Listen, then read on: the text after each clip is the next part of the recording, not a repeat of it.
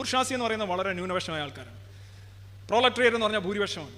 ഈ ന്യൂനപക്ഷത്തിൻ്റെ സമ്പത്തുണ്ട്, സ്വത്തുണ്ട്, സാധ്യതകളുണ്ട്, ഭൂരിപക്ഷത്തിൻ്റെ ഒന്നുമില്ല. ന്യൂനപക്ഷ വിരുദ്ധമായ ഒരാശയമാണ്. ആ ന്യൂനപക്ഷത്തെ ഇല്ലാതാക്കുകയാണ്. ന്യൂനപക്ഷത്തെ കൺവേർട്ട് ചെയ്യുക എന്നുള്ളതല്ല, ന്യൂനപക്ഷത്തെ ഇല്ലാതാക്കുക എന്നുള്ളത്.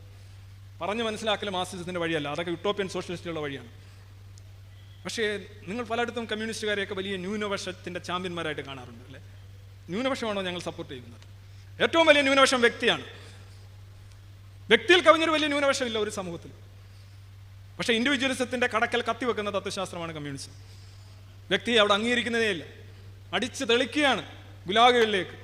അവിടെ വ്യക്തിക്ക് യാതൊരു പ്രാധാന്യമില്ല. നിങ്ങൾ നല്ലവനാണോ ചീത്തയാണോ ഉദാരമതിയാണോ സത്യസന്ധനാണോ ഒന്നുമില്ല, നിങ്ങൾ വർഗശത്രുവാണ്.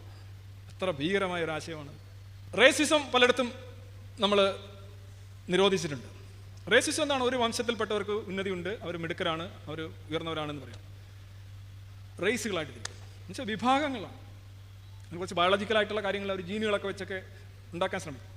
ഈ ക്ലാസിസം എന്ന് പറയുന്ന സാധനവും ക്ലാസ്സുകൾ, രണ്ട് ക്ലാസ്സുകൾ സമൂഹത്തിലുണ്ടെന്ന് പറയാം. അതൊരു മാർക്സിസ്റ്റ് വേർഷൻ ഓഫ് റേസിസം ആണ്. ശരി, അങ്ങനെ ഉണ്ടോ യഥാർത്ഥത്തിൽ? ഉള്ളവനും ഇല്ലാത്തവനും, അതിന് നടുക്ക് നിൽക്കുന്നവരില്ല, ഉള്ളവനും ഇല്ലാത്ത, ഞാൻ പലയിടത്തും പറഞ്ഞിട്ടുള്ളതാണ്. മറ്റൊന്നാണ് കമ്മ്യൂണിസത്തിൻ്റെ അടിസ്ഥാനമാണ് പാൻ നാഷണാലിറ്റി. അവർക്ക് നാഷണാലിറ്റി ഇല്ല, ഒരു രാജ്യത്തില്ല. കമ്മ്യൂണിസ്റ്റ് മാനിഫെസ്റ്റോയിൽ പറയുന്നുണ്ട് അധ്വാനവർഗത്തിന് രാജ്യമില്ല എന്ന് പറയുന്നത്. അധ്വാനിക്കുന്ന എവിടെ രാജ്യം? അവന് രാജ്യമില്ല, ഒന്നുമില്ല, സമ്പത്തുമില്ല, അവനൊന്നുമില്ല, അവൻ്റെ കയ്യിലൊന്നുമില്ല. 10-9 വരുന്ന ജനങ്ങൾക്കൊന്നുമില്ല, 10-1 വരുന്ന ജനങ്ങൾക്കെല്ലാം ഉണ്ടെന്നാണ് കമ്മ്യൂണിസ്റ്റ് മാനിഫെസ്റ്റോയിൽ പറയുന്നത്. കമ്മ്യൂണിസ്റ്റ് മാനിഫെസ്റ്റോയൊക്കെ ഇപ്പം പഴയ ആളുകളൊക്കെ പുസ്തക രൂപത്തിൽ ബൈബിൾ പോലൊക്കെ പൊക്കി നടക്കും. നിങ്ങൾ ഡൗൺലോഡ് ചെയ്താലേ 1 മണിക്കൂർ 20 മിനിറ്റേ ഉള്ളൂ. നല്ല ഒന്നാന്തരം പ്യുവർ ഇംഗ്ലീഷിൽ കിട്ടും. 1 മണിക്കൂർ അത് സ്പീഡ് കൂട്ടിയിട്ട് കേൾക്കാന്നുണ്ടെങ്കിൽ 45 മിനിറ്റ് കൊണ്ട് കേൾക്കാം. 30-32 പേജുള്ള ഒരു പുസ്തകം. എന്തൊക്കെയാണ് അതിനകത്ത് പറഞ്ഞു വെച്ചേക്കുന്നത് അറിയാം. നിരോധിക്കപ്പെടുന്ന സാധനമാണ് ശരിക്കും മാനവികമായ ഒരു രീതിയിൽ നോക്കിക്കഴിഞ്ഞാൽ. അത്രമാത്രം ഹെയ്റ്റ്രഡ്, പകയും വെറുപ്പും അതിനകത്തുണ്ട്. നിങ്ങളിപ്പോൾ ഈ ഹിറ്റ്ലറുടെ വീഡിയോസൊക്കെ പണ്ട് ഒരു 5 വർഷത്തിന് മുമ്പ് ഞാൻ നോക്കുമ്പോൾ യൂട്യൂബിൽ നിറയെ ഹിറ്റ്ലറിൻ്റെ വീഡിയോസ് ഉണ്ടായിരുന്നു. ജൂതന്മാർക്കെതിരെയുള്ള പ്രസംഗം, മറ്റ് പ്രസംഗങ്ങൾ. ഇപ്പോൾ അങ്ങനെയുള്ള വീഡിയോസ് ഒന്നും കാണുന്നില്ല, അതെല്ലാം പിൻവലിച്ചിരിക്കുന്നു. ഇപ്പോൾ കുറേ കോമ്പൗണ്ട് വീഡിയോസിൽ ഇടയ്ക്കൊക്കെ ഹിറ്റ്ലർ വരുന്ന സാധനങ്ങളെ കാണുള്ളൂ. ഇൻഡിവിജ്വലായിട്ട് നീണ്ട പ്രസംഗങ്ങളൊന്നും തന്നെ ഇപ്പോൾ കാണാനില്ല. തുടച്ചു നീക്കുകയാണ് ഒരു ജനത അവരെ സ്മൃതിപഥത്തിൽ നിന്ന്. നിങ്ങൾ ജർമ്മനിയിലൊക്കെ ചെന്നിട്ട് ഹിറ്റ്ലറുടെ ആ സല്യൂട്ട് ഉണ്ടല്ലോ, ഈ സല്യൂട്ട് കൈ അറിയാതെ പോലെ ഇങ്ങനെ നാക്കിക്കളയല്ലേ, പിടിച്ചവരകത്തിടും. നമുക്കിതൊന്നും പ്രശ്നമില്ല, നമ്മളിതൊക്കെ വായിച്ചറിഞ്ഞല്ലേ. ജോയിസിയുടെ മാത്യുമറ്റത്തിൻ്റെ നോവലൊക്കെ വായിക്കുന്നുണ്ട്. നമുക്കിതൊന്നും ഒരു വിഷയമല്ല. മലയാളികളെ യുദ്ധത്തെക്കുറിച്ച് സംസാരിക്കുന്നതാണ്. പാൻ നാഷണാലിറ്റിയാണ് അവർ പറയുന്നത്. പക്ഷേ ഞാൻ ഒരു കാര്യം പറയാം. 1945 സ്റ്റാലിൻ എങ്ങനെയാണ് യുദ്ധം ജയിച്ചത്? കമ്മ്യൂണിസം പറഞ്ഞാണോ, സോഷ്യലിസം പറഞ്ഞാണോ, പ്രോലറ്റേറിയറ്റ് പറഞ്ഞാണോ? അല്ല, റഷ്യൻ ദേശീയത പറഞ്ഞാണ് ജയിച്ചത്.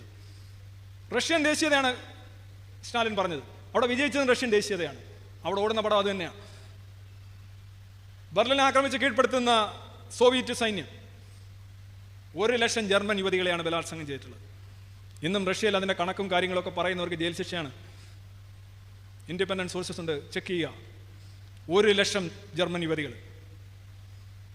ഹിറ്റ്ലറുടെ ആഹാരം രുചിക്കാൻ വിധിക്കപ്പെട്ട ഒരു 15 പെൺകുട്ടികളുണ്ടായിരുന്നു. അതിലൊരു പെൺകുട്ടി രക്ഷപ്പെട്ട് ഒരു ട്രെയിനകത്ത് എങ്ങനെയോ രക്ഷപ്പെട്ട് പോയിട്ട് അവൾ പറഞ്ഞു ഒരു ദിവസം 6 തവണയാണ് അവൾ ബലാത്സംഗത്തിന് ഇരയായതെന്ന് പറഞ്ഞു. എന്താണ് കാരണം എന്ന് ചോദിച്ചപ്പോൾ ജർമ്മൻ സൈനികർ റഷ്യ ആക്രമിച്ചപ്പോൾ ഇതൊക്കെ ചെയ്തിട്ടുണ്ട്. ജർമ്മൻകാർക്ക് നമ്മളോട് ചെയ്യാമെങ്കിൽ നമ്മൾ അതിന് മോശമായി ചെയ്യണം. ജർമ്മൻ പറയുന്ന ഐഡിയ എന്താണ്? പാൻ, സാർവദേശീയത. ഞങ്ങൾക്ക് രാജ്യമില്ല. ജർമ്മനിയിലെ തൊഴിലാളി വർഗം ഇല്ലേ? ജർമ്മനിയിൽ വർക്കിംഗ് ക്ലാസ് ഇല്ലേ? നിങ്ങൾ ആരുടെ മേലാണ് ബോംബിടുന്നത്? നിങ്ങൾക്ക് രാജ്യത്തിൽ വിശ്വാസമില്ലെങ്കിൽ, ദേശീയതയിൽ വിശ്വാസമില്ലെങ്കിൽ നിങ്ങൾ എന്തിനാണ് ലക്ഷക്കണക്കിന് വരുന്ന ബെർലിൻ നിവാസികളുടെ മേളിൽ ബോംബിടുന്നത്? അവിടുത്തെ കുലാക്കുകളെയും ബൂർഷകളെയും മാത്രം നശിപ്പിച്ചാൽ പോരെ എന്ന് ചോദിക്കാൻ ഞാൻ ആഗ്രഹിക്കുകയാണ്. ഇതൊക്കെ പറച്ചിലേ ഉള്ളൂ.